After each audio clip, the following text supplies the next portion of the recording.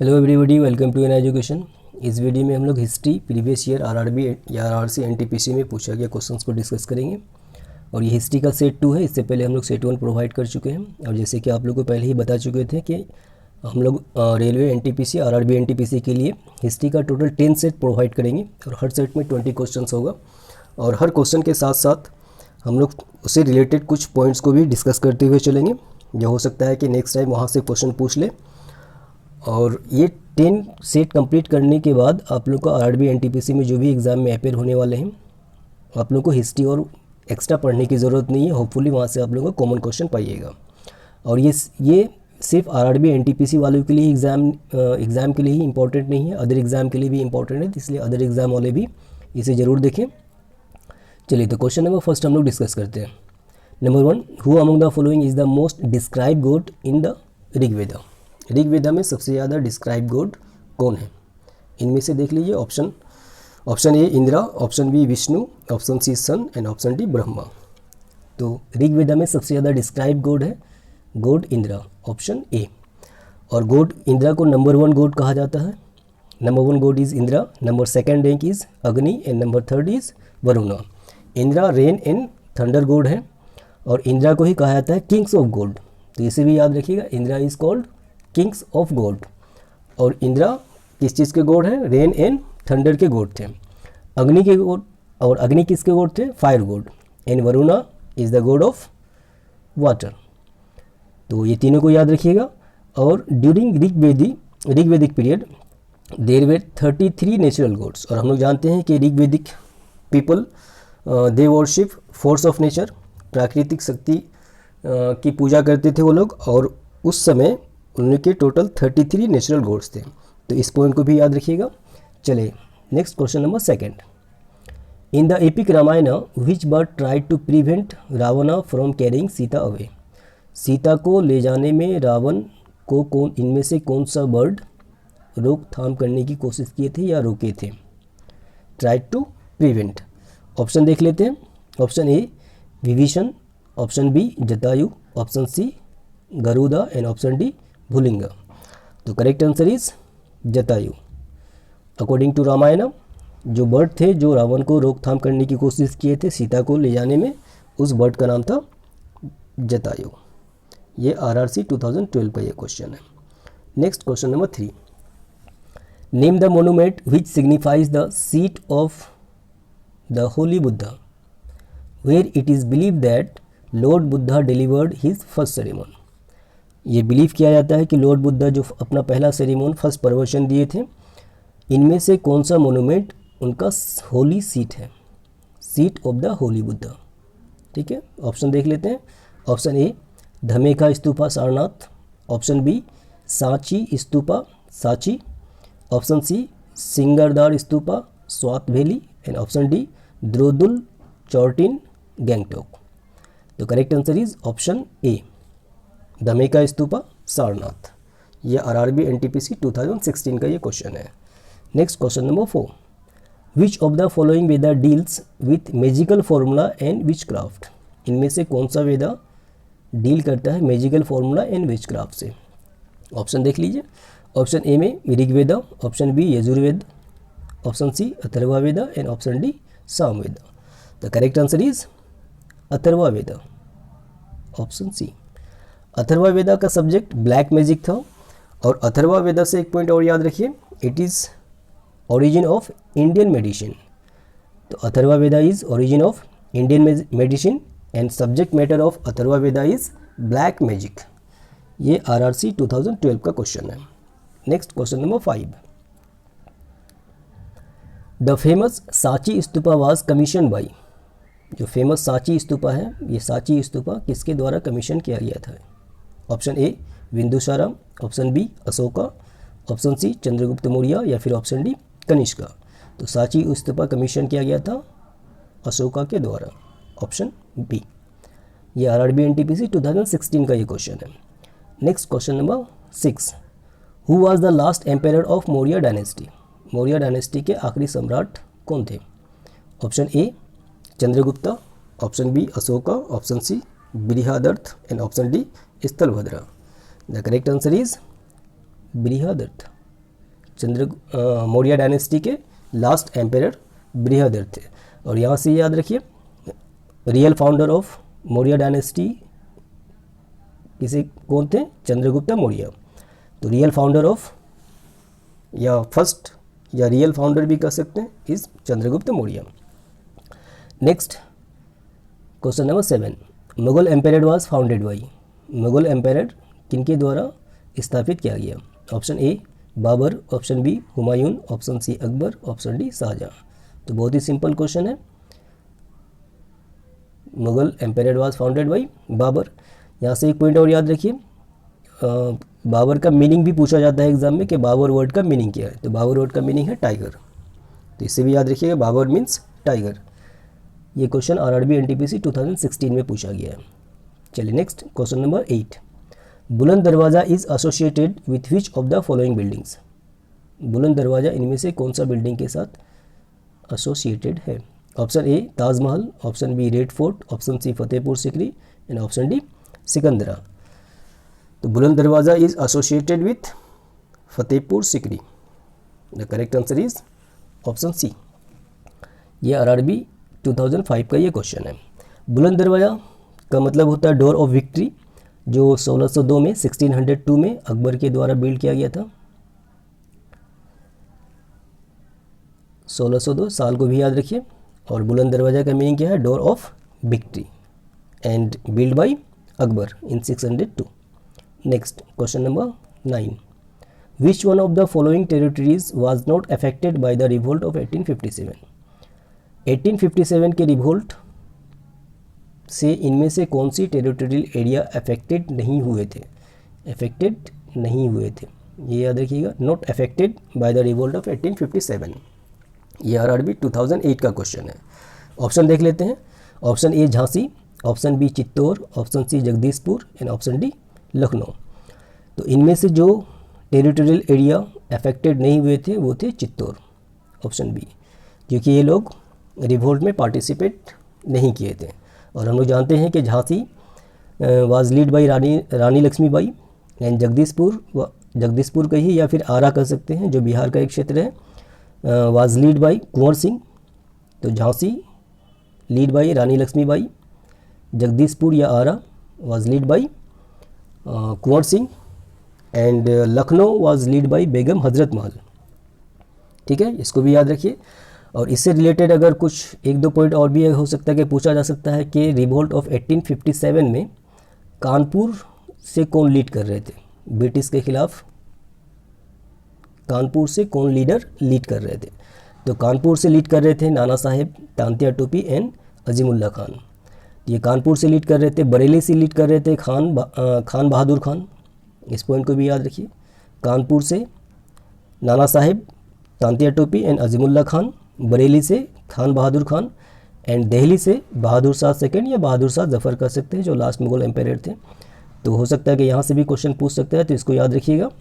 झांसी से रानी लक्ष्मीबाई, जगदीशपुर या आरा से कुंवर सिंह, लखनऊ से बेगम हजरत महल एंड कानपुर से नाना साहेब, तांत्या टोपी, अजीमुल्ला खान एंड बरेली से खान बहादुर खान एंड दिल्ली से बहादुर शाह सेकंड या बहादुर शाह जफर। चलिए next question number 10, what was the name of Mirabai's husband. Mirabai के हस्बैंड का नाम क्या था? ऑप्शन देख लेते हैं। Option A Bhojraj, option B Vikramaditya, option C Uday Singh and option D Chandan Singh. तो मीराबाई के हस्बैंड का नाम भोजराज था। Option A is correct. देख लिए आरआरसी 2012 का ये क्वेश्चन है। भोजराज राणा संगा ऑफ चित्तौर के जो राणा संगा हैं उनके इल्डेस्ट सन थे। तो इसको भी याद रखिए। Bhojraj was eldest son of Rana Sanga of Chittor. Next question number 11, Mansabdari system was introduced in Mughal empire by. Mansabdari system इनमें से कौन से मुगल एम्पायर शुरू किए थे? मनसबदारी सिस्टम, ऑप्शन देख लीजिए। Option A Shahjahan, option B Akbar, option C Jahangir या ऑप्शन डी बाबर। तो मनसबदारी सिस्टम स्टार्ट किए थे अकबर। और यहाँ से क्वेश्चन ये भी पूछा जाता है कि मनसब का मीनिंग क्या है। तो इसको भी याद रखिए। मनसब मीन्स रैंक और पोजीशन। मनसब का मतलब होता है रैंक और पोजीशन। ये आरआरबी 2005 का क्वेश्चन है। Next question number 12, Khajuraho group of monuments can be founded in. Khajuraho group of monuments can be founded in कहाँ पाया जाता है? Option A Maharashtra, option B Bihar, option C Madhya Pradesh या option D Gujarat. The correct answer is Madhya Pradesh, option C. ये देख लीजिए RRB NTPC 2016 का ये क्वेश्चन है। खजुराहो ग्रुप ऑफ मोन्यूमेंट्स एक ग्रुप ऑफ टेम्पल्स है। जनरली ये हिंदू एंड जैन धर्म के ग्रुप ऑफ टेम्पल्स है और ये बिल्ट मध्य प्रदेश में है। छतरपुर डिस्ट्रिक्ट ऑफ मध्य प्रदेश कर सकते हैं। एग्जैक्ट लोकेशन अगर देखा जाए तो छतरपुर डिस्ट्रिक्ट ऑफ मध्य प्रदेश। और ये बिल्ड किया गया था 885 से 1050 एडी के बीच में बाई चंडेला डायनेस्टी। तो इसको भी याद रखने की ज़रूरत है, एग्जाम में आता है कि खजुराहो ग्रुप ऑफ मोनूमेंट या खजुराहो ग्रुप ऑफ टेम्पल्स कौन सी डायनेस्टी इसे बिल्ड किए थे। तो डायनेस्टी का नाम अगर पूछेगा तो चंडेला डायनेस्टी और इसका लोकेशन है छतरपुर डिस्ट्रिक्ट मध्य प्रदेश और ये 885 से 1050 एडी के बीच में बनाया गया था। और खजुराहो ग्रुप ऑफ टेम्पल्स को यूनेस्को वर्ल्ड हेरिटेज साइट में भी इंक्लूड किया गया था। तो यहाँ से भी क्वेश्चन आता है कि खजुराहो ग्रुप ऑफ मोनूमेंट्स को यूनेस्को वर्ल्ड हेरिटेज साइट में कौन से साल में इंक्लूड किया गया है? तो इसका आंसर हो जाएगा 1986। 1986 को खजुराहो ग्रुप ऑफ मोनूमेंट को यूनेस्को वर्ल्ड हेरिटेज साइट में इंक्लूड किया गया है। ठीक है, तो इन सारे पॉइंट को याद रखिए। अगर आप लोगों को इसका पीडीएफ चाहिए, पीडीएफ फॉर्मेट में अगर ये पूरा चीज़ चाहिए तो इसके लिए आप लोग एनआई एजुकेशन और टेलीग्राम चैनल सर्च करके इसको ज्वाइन कीजिएगा और वहाँ पे इसका पीडीएफ फॉर्मेट अपलोड किया गया है, आप लोग वहाँ से उसे डाउनलोड कर सकते हैं। चलिए नेक्स्ट क्वेश्चन नंबर 13 की तरफ बढ़ते हैं। जंतर मंतर इन दिल्ली वाज बिल्ड बाई महाराजा। जंतर मंतर जो दिल्ली में जंतर मंतर है इनमें से कौन से महाराजा उसे बिल्ड किए हैं? ऑप्शन ए जय Singh one of Jaipur, Jai Singh second of Jaipur, Ram Singh one या फिर Bhisham Singh. The correct answer is option B. RRB 2005 का ये क्वेश्चन है। Next question number 14, general Dyer who was responsible for Jallianwala Bagh massacre was shoot dead by. General Dyer जो Jallianwala Bagh massacre के responsible थे, इन्होंने ही shoot करने का ऑर्डर दिया था जलियांवाला बाग में। वाज शूट डेड बाई किसके द्वारा शूट कर दिया गया? ऑप्शन देख लीजिए, Sohan Singh Bhanja, option B VBS Iyer, option C Mohanlal Dhingra या फिर ऑप्शन डी उधम सिंह। तो general Dyer was shoot dead by Udham Singh. Correct answer is Udham Singh, option D. RRB 2006 का क्वेश्चन है ये। ठीक है, Udham Singh actually general Dyer को 1940 में लंदन में शूट कर दिए थे और ये इसी प्लान से ही इंडिया से लंदन गए थे जनरल डायर से बदला लेने के लिए, क्योंकि वो जलियांवाला बाग का रिस्पॉन्सिबल जनरल डायर ही थे, क्योंकि इन्होंने शूट का ऑर्डर दिया था जलियांवाला बाग में जो इंडियंस गैदर हुए थे, उसी का बदला लेने के लिए उधम सिंह लंदन गए थे। 1940 में उधम सिंह जनरल डायर को शूट कर दिए थे। चलिए next question number 15, the founder of independent Sikh state was. Independent Sikh state के फाउंडर कौन थे? ऑप्शन देख लीजिए, option A Guru Nanak, option B Guru Gobind Singh, option C Dalip Singh and option D Ranjit Singh. The correct answer is Ranjit Singh. Independent Sikh state के फाउंडर रंजीत सिंह थे। ये आरआरबी 2011 का ये क्वेश्चन है। Next question number 16, Hindustan socialist republic association was founded by. Hindustan socialist republic association was founded by, इनमें से कौन Hindustan socialist republic association found किए थे? Option A Subhash Chandra Bose, option B Vinayak Damodar Savarkar, option C Jayaprakash Narayanan and option D Bhagat Singh. The correct answer is Bhagat Singh. Hindustan socialist republic association ये 1928 को found किया गया था और एक्चुअली इनमें फाउंडर भगत सिंह एंड चंद्रशेखर आज़ाद ये दोनों मिलकर ही फाउंड किए थे। तो अगर फाउंडर पूछा जाएगा हिंदुस्तान सोशलिस्ट रिपब्लिक एसोसिएशन तो दोनों का भी नाम लिया जा सकता था, लेकिन यहाँ पे ऑप्शन में से भगत सिंह का नाम दिया गया है, तो हम लोग का करेक्ट आंसर हो जाएगा भगत सिंह। ये देख लीजिए आरआरबी एनटीपीसी 2016 का ये क्वेश्चन है। Next question number 17, who was the first women president of Indian national congress in pre independent India. आज़ादी से पहले इंडियन नेशनल कांग्रेस की फर्स्ट महिला प्रेसिडेंट कौन थी? First women president of India, first women president of Indian national congress in pre independent India. Option देख लीजिए। Option A Vijay Lakshmi Pandit, option B Sarojini Naidu, option C Annie Besant and option D madam Cama. तो इसका correct answer हो जाएगा Annie Besant. पहली महिला जो Indian national Congress या आईएनसी की पहली महिला प्रेसिडेंट बनी थी वो थी एनी बेसेंट, और ये प्रेसिडेंट बनी थी एनी बेसेंट 1917 के सेशन में, 1917 के सेशन में ये फर्स्ट महिला प्रेसिडेंट बनी थी। और अगर first Indian women president of INC अगर पूछा जाता तो फिर आंसर सरोजनी नायडू होता। तो यहाँ पे सिर्फ महिला पूछा है, फर्स्ट वुमेन प्रेसिडेंट।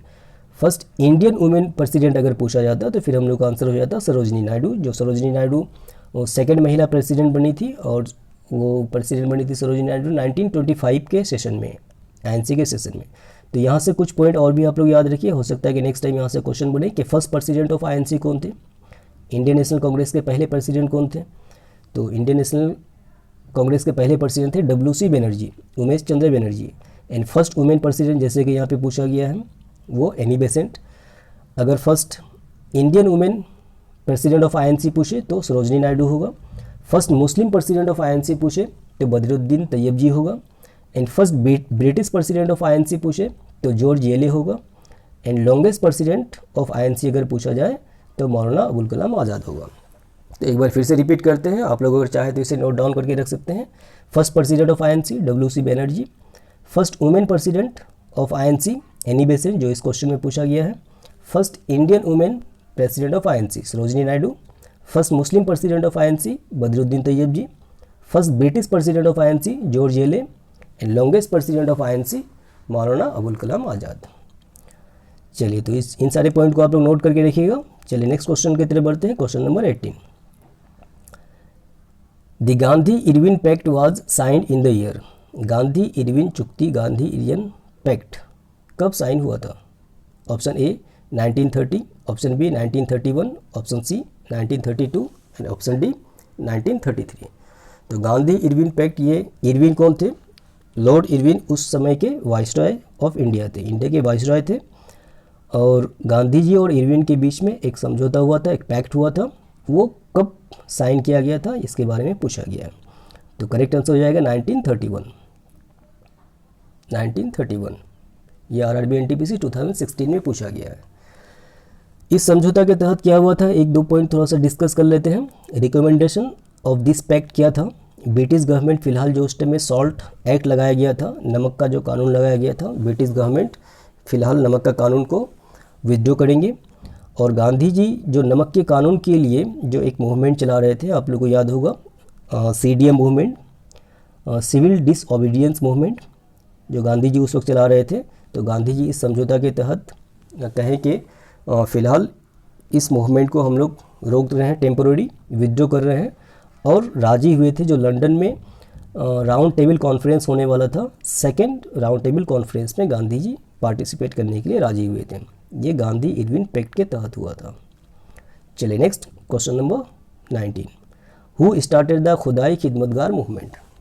इनमें से कौन खुदाई खिदमतगार मूवमेंट स्टार्ट किए थे? ऑप्शन देख लेते हैं। Option A Abdul Ghaffar Khan, option B Abdul Kalam Azad, option C Maulana Mohammad Ali, या फिर नन ऑफ दीज। तो खुदाई खिदमतगार मूवमेंट स्टार्ट किए थे Abdul Ghaffar Khan. Correct answer is option A. ये RRB 2013 का क्वेश्चन है। अब्दुल गफ्फार बादशाह खां के नाम से भी जाने जाते हैं। तो क्वेश्चन ये भी आता है कि इनमें से कौन बादशाह खां के नाम से जाने जाते हैं। और अब्दुल गफ्फार खां का निक नेम था फ्रंटियर गांधी या फिर सरहदी गांधी भी इसे कहा जाता है। तो यहाँ से भी क्वेश्चन अक्सर देखा गया है। तीन सारे पॉइंट को भी याद रखिएगा कि अब्दुल गफ्फार खां का दूसरा नाम या जाने जाते थे किस नाम से? बादशाह खां के नाम से। और इसका निक नेम क्या था? सरहदी गांधी या frontier Gandhi. Next and last question, question number 20, the Rowlatt act was pass in which year.